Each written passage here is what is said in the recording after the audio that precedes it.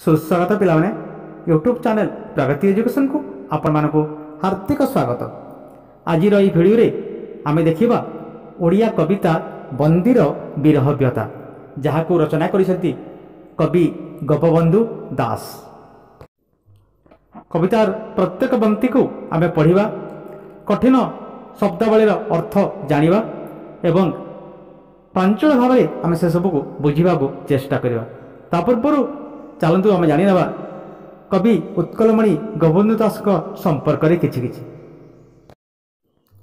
पिला माने 1877 मसीहा अक्टोबर मास 9 तारिख दिन पुरी जिलार स्वांड ग्राम में जन्मग्रहण करथिले कवि उत्कलमणि गोपबंधु दास। से एकाधार जड़े कवि, शिक्षक, जनसेवक, स्वाधीनता संग्रामी, स्वदेश प्रेमी तथा मानविकतार महान निदर्शन थिले कहिले अत्युक्ति हेब नाही। उत्कलमणि नाम सुविख्यात यह महापुरुष यथार्थरे उत्कल पाई थिले एक तेजदीप्त मणि बा रत्न सदृश। पुरी जिलार साक्षीकोपालर बकुल बनरे से शिक्षक जीवनर अयम आरंभ करथिले एवं सेहिठारु ही से आरंभ करथिले निजर देशप्रेम, जातिप्रीति, सेवा और साहित्य जीवन। देशप्रेम को आधार करी से हेले कवि और साहित्यिक। तांकर अधिकांश साहित्य देशभक्ति और जातिप्रीतिर पृष्ठभूमि उपरे पर्यवेसित अटे। सत्यवादी पत्रिकार संपादक और समाज पत्रिका प्रचलन पाई गोपबंधु उत्कलवासी निकट में अविस्मरणीय अटंती। 1928 मसीहा जून 17 तारिख में गोपबंधु मृत्युवरण करथिले। से उत्कल को भारी भल पाउथिले। उत्कलर माटी, पानी, पवन रे से अनुभव करथिले तांकर जातीय जीवन चेतना को। गोपबंधुंकर बहुमुखी व्यक्तित्व शिक्षकता ठारू स्वाधीनता संग्रामी पर्यंत परिव्याप्त थिला। मानव सेवा थिला तांक जीवनर आदर्श। देशर स्वाधीनता थिला उत्कलमणिंकर एकमात्र काम्य। ओडिशा को एक स्वतंत्र प्रदेश रूपे गढ़ा निमंते गोपबंधुंक उद्यम बेस उल्लेखयोग्य अटे। कविंक साहित्य कृति मध्य बंदीर आत्मकथा, कारा कविता, धर्मपद और गो महात्म्य प्रति बेस उल्लेखयोग्य अटंती। पिला माने ए कविता बंदीर विरहता आरंभ करने पूर्व चलते प्रथम जाणीना कौ पृष्ठभूमि उपरे ए कविताटी पर्यवेसित बा आधारित अटे। संस्कृत कविताटी कविंक कारा कविता संकलन उद्धृत होई अछि। 1923-24 मसीह हजारीबाग जेल थिबा बेले गोपबंधु यह कविताटी रचना करथिले। कौन एक संध्यारे सूर्यंकर अस्तकालीन रूप को देखि कवि गोपबंधु बेस भावप्रवण हो पड़ते। सूर्य और पृथ्वी प्रेम अत्यंत निबिड़। सूर्यंकर विदाय पर विरह प्राण पृथ्वी मनोभाव को गोपबंधु मानव दृष्टिकोण यह कवितार उपस्थापित कर। द्वितीयतः हजारीबाग जेल रे बंदी जीवन कटाउथिबा बेले निज प्रिय परिजन को मन पकाई से गभीर विरह व विच्छेद जंत्रण में व्यथित होते ताहाको भी ए कवितार से वर्णना करिसेंती। एणु मुख्यतः बाह्य प्रकृति और अंत प्रकृतिर एक मधुर समन्वय कविताटी को बेस मर्मस्पर्शी कर पारिछि। पिला माने एबे आमे जीवा कविता को तार प्रत्येक पंक्ति पढ़िबा, कठिन शब्द सबुर अर्थ जानिबा एवं प्रत्येक पंक्ति को प्रांजल भाव में बुझिबा।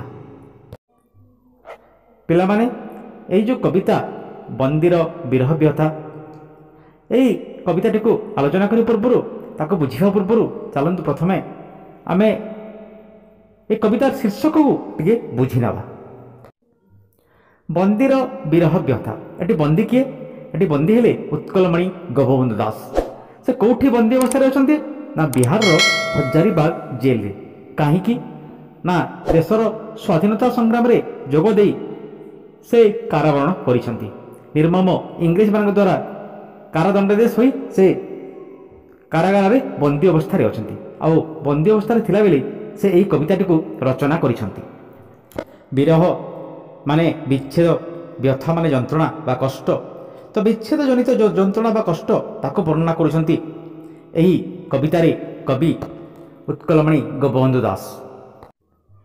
तो कौ विच्छेद कथा से वर्णना करुछंती ना संध्या समय सूर्य धरापृष्ठर विदाय नबाक जाउछंती तो এই ବିଦାୟ ବେଳାରେ ଏ ଧରାପୃଷ୍ଠରେ ଯେଉଁ ଗୋଟିଏ ଯନ୍ତ୍ରଣାଦାୟକ ମୁହୂର୍ତ୍ତ ସୃଷ୍ଟି ହେଉଛି ତାକୁ ଅତି ସୁନ୍ଦର ଭାବରେ ଅତି ଚମତ୍କାର ଭାବରେ କବି ଏଇଠି ବର୍ଣ୍ଣନା କରୁଛନ୍ତି ଏହି କବିତା ବନ୍ଦୀର ବିରହ ବ୍ୟଥାରେ।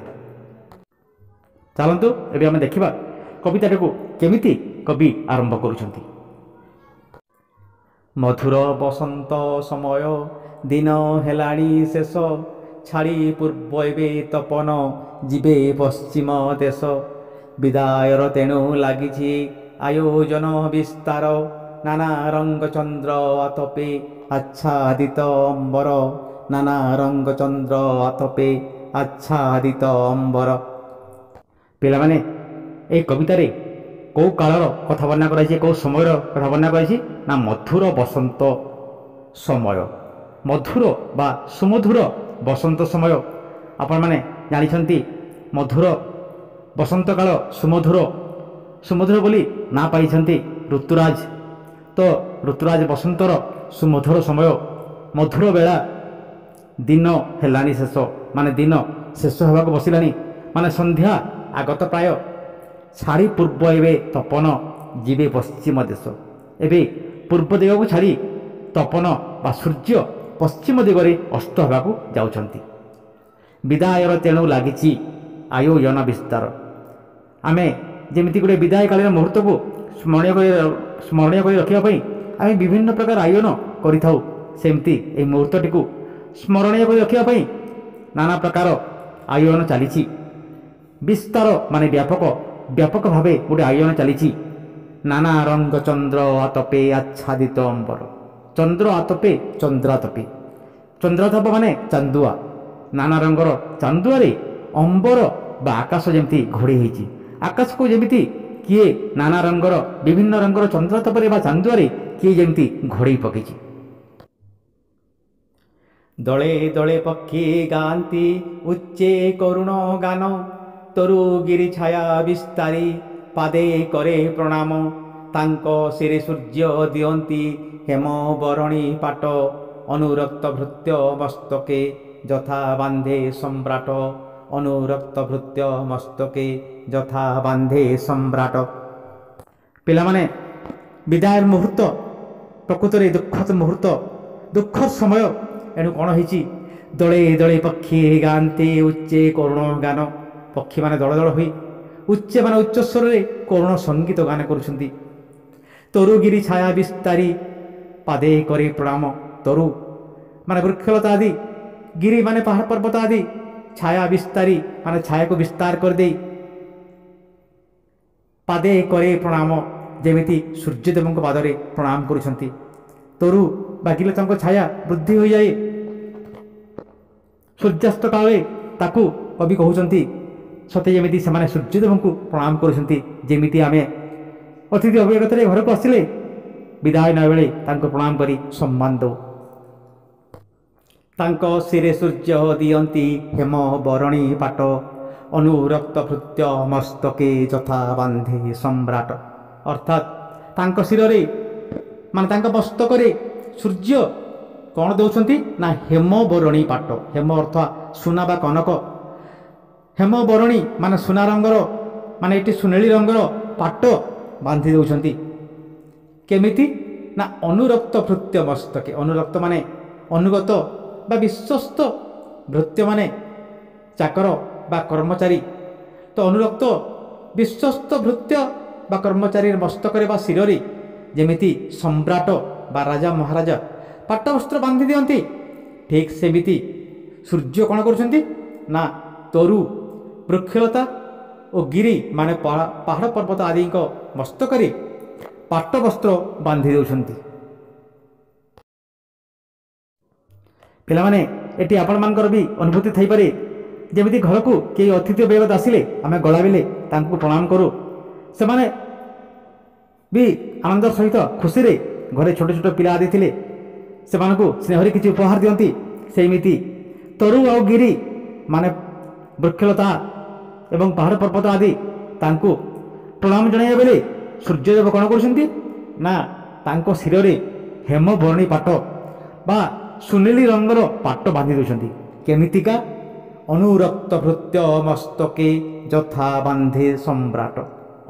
ଅନୁରକ୍ତ ମାନେ ଅନୁଗତ ବା ବିଶ୍ୱସ୍ତ, ଭୃତ୍ୟ ମାନେ ଚାକର ବା କର୍ମଚାରୀ, ଭୃତ୍ୟ ବିଶ୍ୱସ୍ତ ବା ଅନୁଗତ, ଭୃତ୍ୟ ବା କର୍ମଚାରୀର ମସ୍ତକରେ ବା ଶିରରେ ଯେମିତି ସମ୍ରାଟ ପାଟ ବାନ୍ଧି ଦିଅନ୍ତି, ଠିକ୍ ସେପରି ସୂର୍ଯ୍ୟଦେବ ତରୁ ମାନେ ବୃକ୍ଷଲତା ଏବଂ ଗିରି ମାନେ ପାହାଡ଼ ପର୍ବତ ଆଦି ମସ୍ତକରେ ସୁନୀଲି ରଙ୍ଗର ପାଟ ବାନ୍ଧି ଦେଉଛନ୍ତି। ଅସ୍ତାଚଳ ଉଚ୍ଚ ଆସନେ ବସି ହସନ୍ତି ରବି, ପ୍ରାଚୀ ଅନୁରାଗେ ରଞ୍ଜିତ ଚାରୁ ବଦନ ଛବି। ପ୍ରାଚୀ ଅଭିମୁଖେ ଲମ୍ବାଇ ସ୍ନିଗ୍ଧ କନକ କର, କମଳ ଆଶ୍ୱାସେ ଦେଖନ୍ତି ନିଜ ସ୍ନେହ ଆଦର। କମଳ ଆଶ୍ୱାସେ ଦେଖାନ୍ତି ନିଜ ସ୍ନେହ ଆଦର। ଅସ୍ତ ଅଚଳ ଅସ୍ତାଚଳ, ଅଚଳ ମାନେ ପର୍ବତ ବା ପାହାଡ଼, ପର୍ବତ ବା ପାହାଡ଼ ରୂପୀ ଉଚ୍ଚ ଆସନରେ ବସି ହସନ୍ତି ରବି ମାନେ ସତେ ଯେମିତି ସୂର୍ଯ୍ୟଦେବ ବସିକି ହସୁଛନ୍ତି। ପିଲାମାନେ କବି ଏପରି କାହିଁକି କହିଲେ? ପିଲାମାନେ ଆପଣମାନଙ୍କ ଯଦି ଅନୁଭୂତି ଥାଏ, ଆପଣମାନେ ଯଦି ସୂର୍ଯ୍ୟାସ୍ତ ସମୟର ଦୃଶ୍ୟକୁ ଦେଖିଛନ୍ତି ନିଶ୍ଚିତ ଜାଣିଥିବେ ସୂର୍ଯ୍ୟ କେମିତିକା ଅସ୍ତ ଯାଆନ୍ତି। ଧୀରେ ଧୀରେ ପାହାଡ଼ ବା ପର୍ବତର ପଛପଟେ ବା ଆଢ଼ୁଆଳରେ ଲୁଚିଯାଆନ୍ତି, ତା ପୂର୍ବରୁ ଦେଖାଯାଆନ୍ତି ସତେ ଯେମିତି ପାହାଡ଼ ବା ପର୍ବତର ବି ଉଚ୍ଚ ଆସନରେ ସୂର୍ଯ୍ୟଦେବ ବସିଛନ୍ତି। କବି ସେହି ସମୟର ଦୃଶ୍ୟକୁ ଦେଖି କହୁଛନ୍ତି ଯେ ଅସ୍ତାଚଳ ରୂପୀ ଉଚ୍ଚ ଆସନରେ ସୂର୍ଯ୍ୟ ବସିକି ହସୁଛନ୍ତି।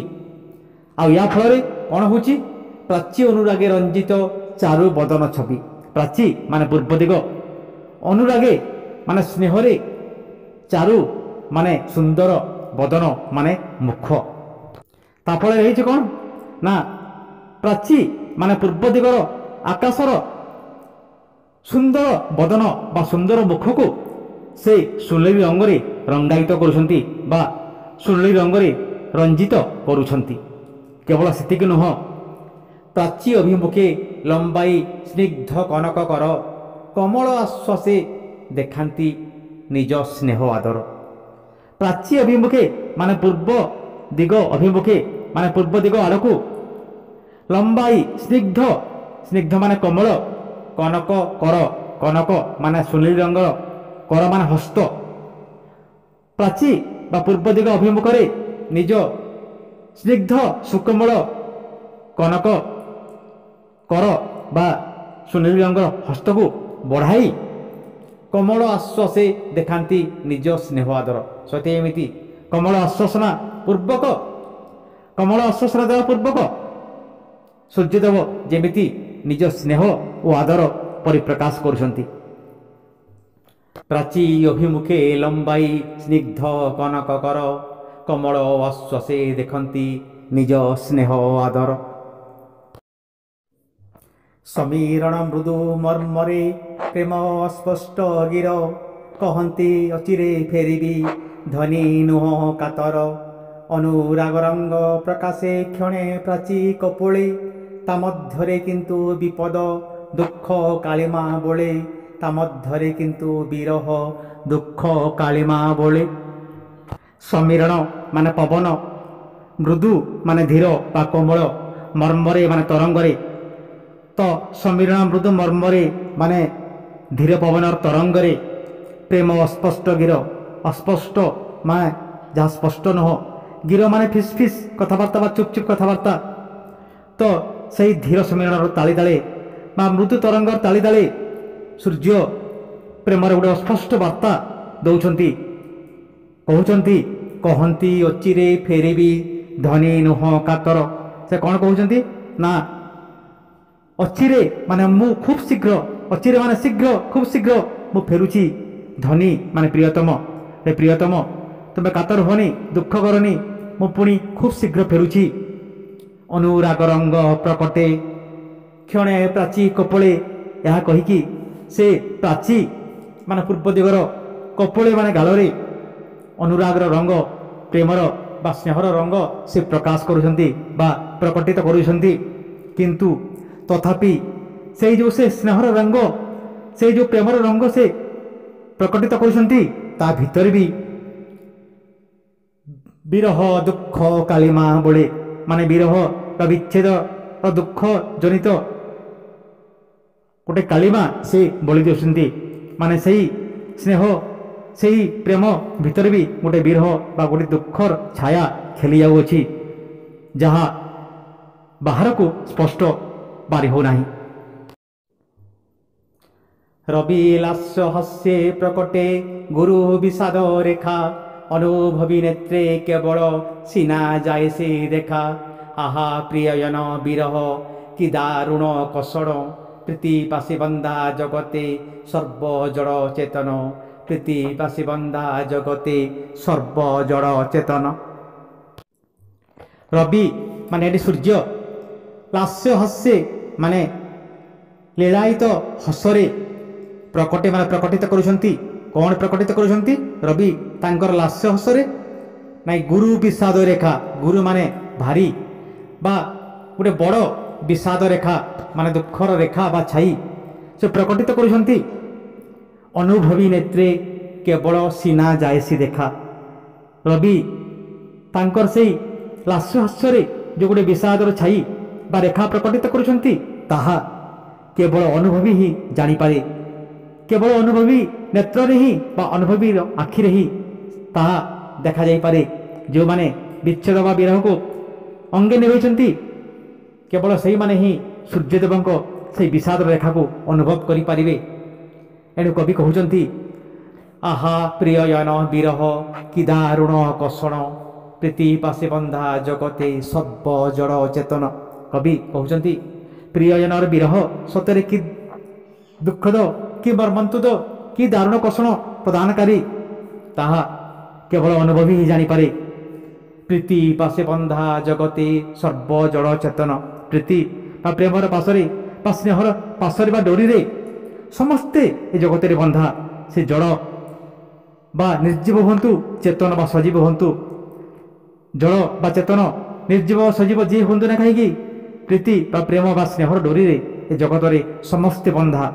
ଆଉ ସେ ପ୍ରେମର ସେ ବିରହ ବା ବିଚ୍ଛେଦର ଯନ୍ତ୍ରଣା କେବଳ ଅନୁଭବୀ ଜାଣିପାରେ, କେବଳ ଅନୁଭବୀ ହିଁ ବୁଝିପାରେ।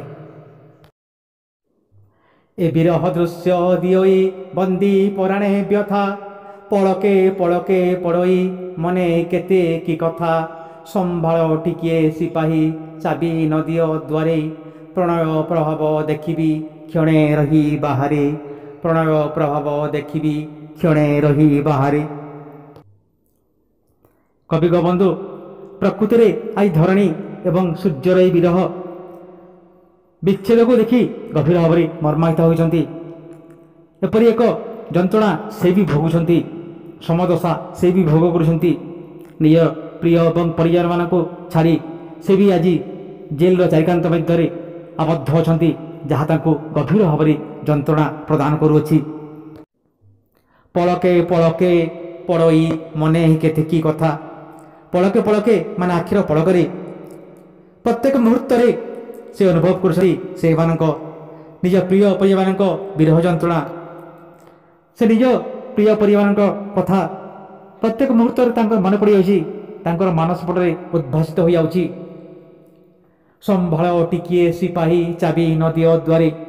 ସିପାହୀ ମାନେ ଏଠି ସେ କାରାଗାର ରଖି, ଦ୍ୱାର ରଖି ତାକୁ ସେ କହୁଛନ୍ତି, ଟିକେ ସମ୍ଭାଳ, ଟିକେ ଅପେକ୍ଷା କର, ଚାବି ନଦିଅ ଦ୍ୱାରେ, ଦ୍ୱାରେ ଚାବି ଦିଅ ନାହିଁ ବା ଦ୍ୱାର ବନ୍ଦ କର ନାହିଁ। ପ୍ରଣୟ ପ୍ରଭାବ ଦେଖିବି କ୍ଷଣେ ରହି ବାହାରେ। କାରଣ ସେ କହୁଛନ୍ତି, ମୁଁ ଟିକେ ପ୍ରଣୟ ପ୍ରଭାବ ମାନେ ସୂର୍ଯ୍ୟ ଏବଂ ଧରିତ୍ରୀର ପ୍ରଣୟ ବା ପ୍ରେମର ଭାବ ତାକୁ ମୁଁ ଟିକେ ଦେଖିବାକୁ ଚାହେଁ ବାହାରେ ରହିକି। ତେଣୁ ସେ ସିପାହୀକୁ ବା ସେ କାରାଗାର ଦ୍ୱାରରକ୍ଷୀକୁ ସେ ଟିକେ ଅନୁରୋଧ କରୁଛନ୍ତି ଯେ ଟିକେ ଅପେକ୍ଷା କର, ମୋତେ ଟିକେ ସୁଯୋଗ ଦିଅ, ସୂର୍ଯ୍ୟ ଏବଂ ଧରିତ୍ରୀର ଏହି ପ୍ରଣୟ ପ୍ରଭାବ, ଏହି ପ୍ରେମ ସମ୍ପର୍କକୁ ମୁଁ ଟିକେ ଦେଖିବାକୁ ଚାହେଁ ବାହାରେ ରହିକି। ପ୍ରଣୟ ପିଉସେ ମିଶିଛି କିପା ବିରହ ବିଷ, ବିଶ୍ୱବାସୀ ପ୍ରତି ବିଚିତ୍ର ଏକି ବିଧି ଆଶିଷ। ସୁନ୍ଦର ସରୋଜ ଚରଣେ କିମ୍ପା ଜଡ଼ିତ ହି, ବିପରୀତ ସ୍ଥିତି ରହସ୍ୟ କିଏ ପାରିବ କହି। विपरीत स्थिति रहस्य किए पारिब कही। प्रणय पीयूष माने प्रणय बा प्रेम बा स्नेह ये तो गोटे अमृत ता सहित मिशिची कहीं कौन ना विरह बा विच्छेद जनित विष। प्रणय रूपी अमृत सहित विरह बा विच्छेद जनित विषर सम्मिश्रण को कवि हृदयंगम कर पारि नांती बुझी पारि नांती। से कहते विश्ववासी प्रति माने विश्वर जनक विश्वजनक विधि बा ईश्वर एक विचित्र आशीर्वाद आशीष माने आशीर्वाद प्रणय सहित प्रणयर अमृत सहित विच्छेदर विश्वर मिलन बा सम्मिश्रण कवि को गभीर भाव में आंदोलित करिछि। एणु से पचारिछन्ति जे विश्वजनक ईश्वर बा सृष्टिकर्तांकर ए अद्भुत आशीर्वाद कहीं। सुंदर सरोज चरणे किंपा जड़ित अहि सुंदर सरोज माने पद्म पद्म सहित ता चरण रे पुणी अहि बा सर्पर जड़ित हवा एटा कवि को टी अद्भुत लगी। एणु कवि कहते विपरीत स्थिति रहस्य किए पारिब कही। यही विपरीत स्थिति बा ये अद्भुत स्थिति रहस्य काहाकू जना किए कही पारिब। कवि एमिति प्रश्न करुछन्ति जे सुंदर सरोज चरण रे अहि बा सापर जड़ित हवा एटा केते अद्भुत जेमिति प्रणय विष सहित विरह बा विच्छेदर विष ये सबू गोटे गोटे विपरीत स्थिति आउ एपरी विपरीत स्थिति कवि को गभीर भाव में आंदोलित करिछि गभीर भाव में मर्माहत करिछि। प्रियतम प्रिय स्थान मु छाड़ी बंदी एठारे विरह विषम विषे मो मन पराण घारे विश्व प्रकृति रे देखिले समहृद वेदना तापित अंतरे आसीब अबा क्षणे सांत्वना तापित अंतरे आसीब अबा क्षणे सांत्वना। कवि गो बंधु आज निज प्रिय परिजन मान छाड़ी निज प्रिय स्थान उत्कल को छाड़ी निजर ज्ञाति बंधु कुटुंब तथा सामग्रिक भाव उत्कलवासी को छाड़ी से आज जेल रे बंदी अछंती।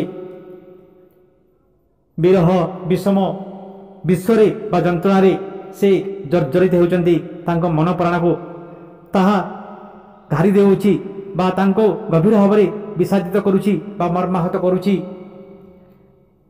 परे परे से कहउचंती विश्व प्रकृति रे देखिले समहृद वेदना विश्व रही प्रकृति रे समहृद वेदना बा सम दशा देखिले हुए तो से टिके शांति पाते तापित अंतरे मान तांकर विषादित हृदय तांकर से जंत्रणा जर्जित हृदय अथवा टिके सांत्वना से लाभ करते जे एटा केवल तांका पाई नुह ए प्रकृति कूल ए प्रकृतिर पक्षर भी एमती विरह बा विषादर जंत्रणा रही हुए तो यह अनुभव कले तांको टिके शांति मिलता हुए तो से टिके सांत्वना बा टिके आश्वासना लाभ करते। रह आउ क्षणे सिपाही किपा कर कटाल कक्षी अवरोध समय परा गोधूली काल देख रत रत हुई रवि एबे गगने आउ टिके मु बुलिबी एही कारा प्रांगणे जमदूत हृदय करुणा काहू बसिब तिले अधिक न कही मर्यादा जगी पशिबी बिले अधिक न कही मर्यादा जगी पशिबी बिले। कवि गोपबंधु से सिपाही बा से द्वाररक्षी को आउ टिके अपेक्षा करने कहते किपा कर कटाल किपा कटाल कट क्या करुअछ आउ क्षणे समय दियो कक्ष अवरोध समय परा गधूली काल कक्षरे अवरोध करवा माने कक्ष भितर बंदी करवा समय तो होई नाही ता समय परा गधूली बेल देख रत रत हुई रवि एबे गगने एबे रवि बा सूर्य रत रत होउचंती गगन रे माने तरतर होउचंती अस्त हवा पई आउ टिके मु बुलिबी एथि कारा प्रांगणे तुम सुजोग देले मई कारा प्रांगण रे माने कारा प्रांगण बाहरे मु आउ टिके बोलंती सूर्य एवं धरित्र विषम विच्छेद जनित दृश्य को मु देखंती କିନ୍ତୁ ପର ମୁହୂର୍ତ୍ତରେ ସେ ଭାବୁଛନ୍ତି ଯମଦୂତ ହୃଦୟ କରୁଣା କାହୁଁ ବସିବ ତିଳେ। ଯମଦୂତ ହୃଦୟରେ କରୁଣା ବା ଦୟା କୁଆଡ଼ୁ ଆସିବ? ତାଙ୍କ ହୃଦୟରେ ବା କରୁଣାର ସ୍ଥାନ କାହିଁ?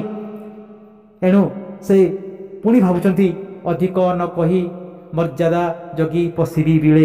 ଏଣୁ ସେ କହୁଛନ୍ତି ଆଉ ଅଧିକ ନ କହି, ଅଧିକ ଏଥିରେ ଆଉ ହସ୍ତକ୍ଷେପ ନ କରି ନିଜ ମର୍ଯ୍ୟାଦା ବା ନିଜ ସମ୍ମାନକୁ ଜଗି ସେ କାରାଗାର ଭିତରକୁ, ସେ କକ୍ଷ ଭିତରକୁ ପଶିବା ପାଇଁ ସେ ଇଚ୍ଛା ପ୍ରକାଶ କରିଛନ୍ତି। କାରଣ ଯେତେ କହିଲେ ବି ସେ ସିପାହୀ ସେ ତା ଆକଟ କରିବା ବନ୍ଦ କରିବନି, ସେ ଆଉ ସୁଯୋଗ ଦେବନି। ଏଣୁ ଗଭୀର ଦୁଃଖରେ କବି ଅଧିକ ଆଉ ଏ ଦିଗରେ ନ ଆଗେଇ ନିଜ ମର୍ଯ୍ୟାଦାକୁ ଜଗି ସେ କକ୍ଷ ଭିତରେ ପଶିଯିବା ପାଇଁ ସେ ଇଚ୍ଛା ପ୍ରକଟ କରିଛନ୍ତି। ପିଲାମାନେ, କବିତା ବନ୍ଦୀର ବିରହ ବ୍ୟଥର ଏଠି ସମାପ୍ତି। ଏ ଭିଡ଼ିଓଟି ଯଦି ଆପଣଙ୍କୁ ଭଲ ଲାଗିଥାଏ ନିଶ୍ଚିତ ଭାବରେ ଲାଇକ୍, ସେୟାର ଏବଂ ସବସ୍କ୍ରାଇବ୍ କରିବେ। ଆମେ ଭେଟ ହେବା ପୁଣି ଏକ ଭିଡ଼ିଓରେ। ଆପଣଙ୍କୁ ବହୁତ ବହୁତ ଧନ୍ୟବାଦ।